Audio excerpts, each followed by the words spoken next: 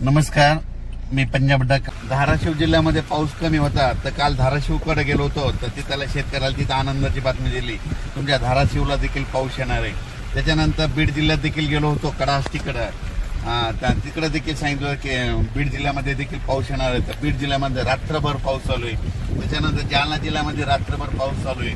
परभणी जिल्ह्यामध्ये रात्रभर पाऊस सुरू आहे. नांदेड जिल्ह्यामध्ये रात्रभर पाऊस सुरू आहे. 12 तास झाले सारखा पाऊस चालू आहे. हिंगोलीकडे देखील पाऊस चालू आहे. त्याच्यानंतर यवतमाळ म्हणजे बुलढाण्याकडे देखील पाऊस, जालन्यात देखील पाऊस चालू आहे. आणि हे आमच्या बघा परभणी जिल्ह्यामध्ये इतका पाऊस चालू आहे, जालनाकडे चालू आहे, तर पूर आलाय नदीला. तर हे तुम्हाला लाईव्ह दाखवत आहे. म्हणजे मी म्हटलं होतं ना, 21ला पाऊस सुरुवात होईल, 22ला त्याची व्याप्ती वाढेल. तर रात्री मध्यरात्री खूप पाऊस पडला.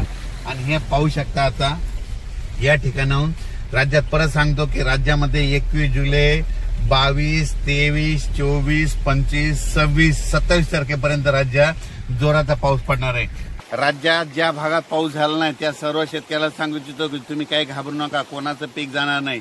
तुम्हाला एक सांगू इच्छितो, ज्या भागात झालं नाही त्यांच्या भागामध्ये आज 22 तारखेला, उद्या 23, 24, 25, 26, 27 तारखेपर्यंत धुळे जिल्हा, नंदुरबार जिल्हा, जळगाव जिल्हा, नाशिक जिल्हा, लासूर, त्याच्यानंतर शिर्डी, कोपरगाव, त्याच्यानंतर इकडं संगमनेर तालुका, त्याच्यानंतर इकडं राहुरी तालुक्यामध्ये, त्याच्यानंतर इकडं 2 तालुक्यात, म्हणजे ज्या भागात पाऊस पडलेला नाही तिकडे देखील पाऊस पडणार आहे.